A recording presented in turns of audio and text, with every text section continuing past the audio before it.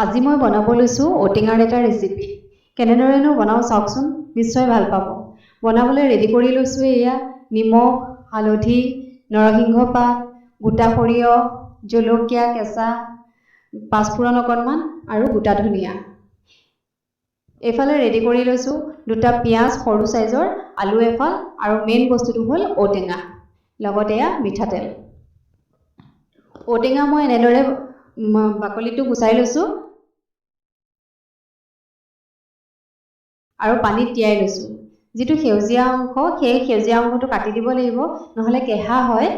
কোমলীয়া ঔটেঙাৰ পিছে ইমান কেঁহা নাথাকে, তথাপিও ডাঠ হ'লে কাটি পেলাই দিব।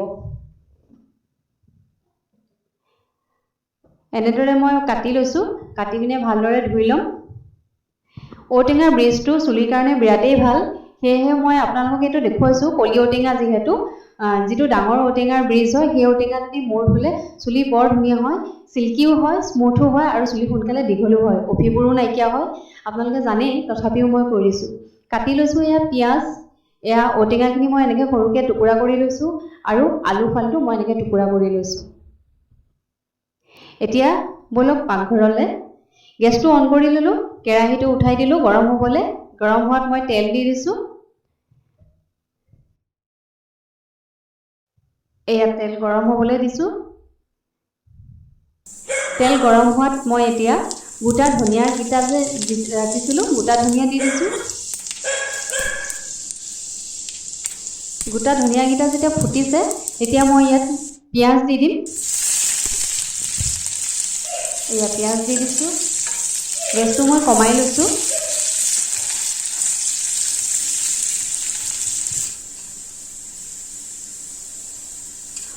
পিঁয়াজটো ভজা হৈ গৈছে।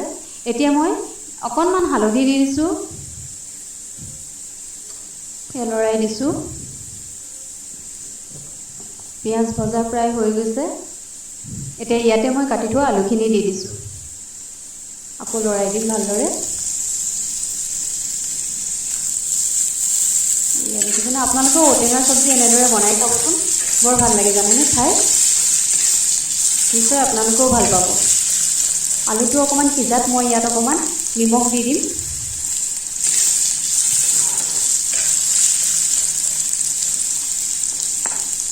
অকণমান আলুটো সিজাত মই ঔটেঙাখিনি কাটি থোৱা যে আছিলে, সেয়া দি দিছোঁ। আকৌ ভালদৰে এনেদৰে লৰাই দিছোঁ। দেখিছেনে কিমান ধুনীয়া কালাৰ হৈ উঠিছে। ঔটেঙা আৰু আলুৰ কম্বিনেশ্যনটো আপোনালোকে গম পাইছে চাগে। খাই চাবচোন এনেদৰে। কোনে কোনে খাইছে মোক কমেণ্টত জনাবচোন। এতিয়া কেঁচা জলকীয়া ফালি থোৱা যে আছিলে, এয়া মই দি দিছোঁ।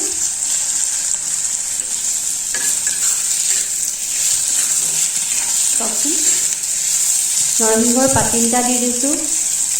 নৰসিংহৰ পাতৰ গোন্ধটো মই বিৰাটেই ভাল পাওঁ। আপোনালোকে সেইটো ইয়াত দিবও পাৰে, নিদিবও পাৰে। যিসকলে বেয়া পায় তেওঁলোকে নিদিব, কিন্তু মই ভাল পাওঁ কাৰণে মই দিছোঁ। সোৱাদটো বেলেগ হৈ যায়। এতিয়া গোটা সৰিয়হখিনি যে আছিলে, সেই সৰিয়হখিনি মই দি দিছোঁ, লগত অকণমান কিঞ্চিত হালধি দি দিছোঁ। দেখিছেনে? খাওঁ লাগিছে নাই বাৰু আপোনালোকৰ? ঔটেঙা কাৰ প্ৰিয় বাৰু কওকচোন? কোমলীয়া ঔটেঙাৰ চব্জি আপোনালোকৰ প্ৰিয়নে? মোৰ কিন্তু বিৰাটেই প্ৰিয় দেই। আপোনালোকে এবাৰ খালে আপোনালোকৰো প্ৰিয় হৈ যাব। এতিয়া অকণমান সময় ঢাকন দি কিনে সিজাব লাগিব। 1-2 মিনিট ঢাকন দিয়াৰ পিছত ঢাকন উঠাই চাব। দেখিছেনে তেলটো ওলাইছে চাইডেদি। তেল লৰাই দিব ভালকৈ। প্ৰায় হৈ গৈছে ঔটেঙাৰ চব্জি আমাৰ, তথাপিও অকণমান ঢাকন দি সিজাব লাগিব।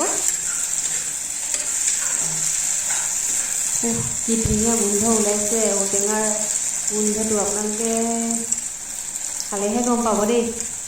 এদিন বনাই নিশ্চয় খাব, বিৰাট ভাল পাব। মোৰ ঔটেঙাৰ চব্জি ৰেডি হৈ গৈছে প্ৰায়। এয়া দেখিছেনে? কালাৰ চাওকচোন ঔটেঙাটো।